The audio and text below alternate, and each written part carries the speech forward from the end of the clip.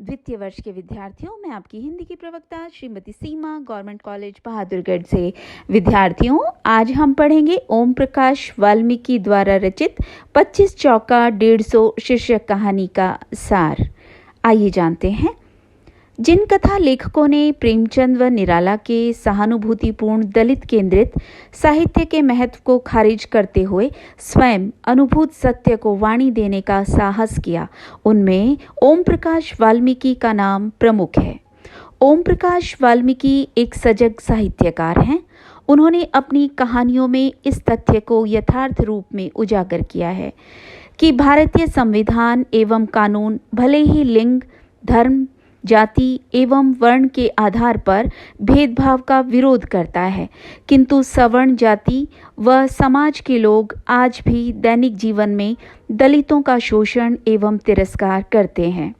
वाल्मीकि जी अपनी कहानियों में मनुष्य को मनुष्य समझने का संदेश देते हैं। उनकी 25 चौका 150 शीर्षक कहानी भी उनके इसी प्रयास की एक महत्वपूर्ण कड़ी है। प्रस्तुत कहानी का सार इस प्रकार है। 25 चौका 150 शीर्षक का नायक सुदीप दलित एवं गरीब परिवार से संबंध रखता है। उसे बचपन में अत्यंत कटु परिस्थितियों का सामना करना पड़ता है। कदम कदम पर उसे दलित होने के कारण सवर्णों के तिरस्कार का भाजन भी बनना पड़ता है। उसे अपनी शिक्षा प्राप्ति के लंबे समय के पश्चात सरकारी नौकरी मिलती है। जिस दिन उसे पहला वेतन मिलता है, वह दिन उसके जीवन का अत्यंत महत्वपूर्ण दिन था। वह अपने प्रथम वेतन के रुपए अपने माता पिता को देना चाहता है, इसलिए वह नगर से गांव को जाने वाली बस में चढ़ जाता है। बस में बहुत भीड़ थी, जैसा कि गांव के जाने वाली हर बस में होती है, क्योंकि गांव में एक आध बस ही होती है।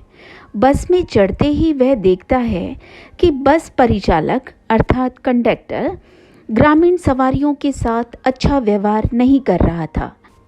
कंडक्टर के कड़क एवं ऊंचे स्वर के सामने गांव के लोग दबी जुबान में ही बोल रहे थे। सुदीप को साधारण लोगों के प्रति ऐसा व्यवहार देखकर क्रोध आ जाता है। उसे लगता है कि मानो कोई उसके शरीर पर आरी चला रहा हो।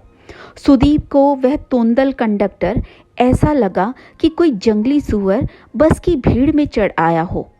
ग्रामीण यात्री अभी भी सहमा सा खड़ा था, जैसे कि उसने बस में सामान रखकर कोई अपराध कर दिया हो। सुदीप बस में बैठकर अपने बचपन के दिनों की स्मृतियों में विचरण करने लगा था, विशेषकर वे स्मृतियां जब उसके पिताजी उसे स्कूल में दाखिल करवाने के लिए गए थे। उसकी बस्ती के बच्चे उन दिनों स्कूल में नहीं जाते थे। वह अपने पिता के साथ मैले कुचले कपड़े पहनकर स्कूल गया था। उसके पिता ने स्कूल मास्टर फूल सिंह से प्रार्थना की कि वह सुदीप को स्कूल में दाखिल करवा दे ताकि वह कुछ पढ़ लिख सके। मास्टर फूल सिंह ने उसे स्कूल में दाखिल करवा दिया।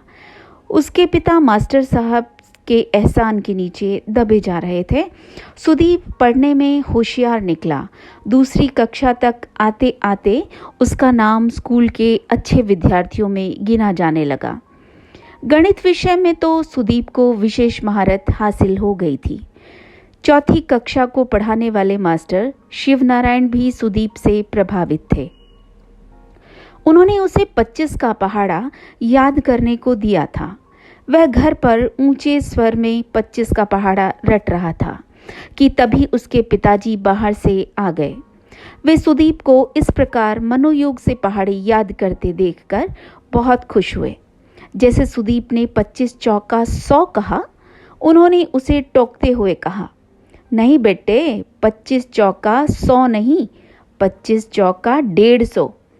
उन्होंने ये पूरे आत्मविश्वास के साथ कहा था। सुदीप ने उन्हें कई बार समझाया, पर वे नहीं माने और तर्क देते हुए कहा कि चौधरी साहब भी 25 चौका 150 ही बता रहे थे, किताब में भी गलत लिखा हो सकता है। तब उन्होंने बताया कि एक बार उसकी माँ बीमार पड़ गई थी और उसके इलाज के लिए गांव के चौधरी से 100 रुपये उधार लिए थे। पत्नी के ठीक होने पर जब सुदीप के पिता कई महीनों के पश्चात चौधरी से मिलने और उधार के लिए धन्यवाद करने के लिए गए तो चौधरी साहब ने कहा था कि 100 रुपये पर 25 रुपये ब्याज के हिसाब से 4 महीनों के 150 रुपये हो गए। अब कुल रकम में से 20 रुपये कम कर देता हूँ, शेष 130 रुपये दे देना। इस प्रकार सुदीप का पिता 25 चौका 150 ही समझता रहा, किंतु शिवनारायण मास्टर के पिता बड़े मिसर अर्थात मिश्रा जी तो एक धेला नहीं छोड़ते तथा कर्जदारों से बेगार अलग लेते हैं। सुदीप ने स्कूल में भी 25 चौका 150 ही बताया तो मास्टर शिवनारायण उस पर नाराज हो गए। उन्होंने यहाँ तक कह डाला, तुम लोगों को चाहे कितना ही लिखाओ पढ़ाओ, रहोगे वहीं के वहीं, दिमाग में कूड़ा करकट भरा है। सुदीप ने 25 चौका 100 कहते हुए एक सांस में पूरा पहाड़ा सुना दिया। उस दिन के बाद उसके मन में एक उलझन सी पैदा हो गई। उसके मन में मास्टर जी, पिताजी व चौधरी साहब सभी की बातों को लेकर एक बवंडर सा उठने लगा।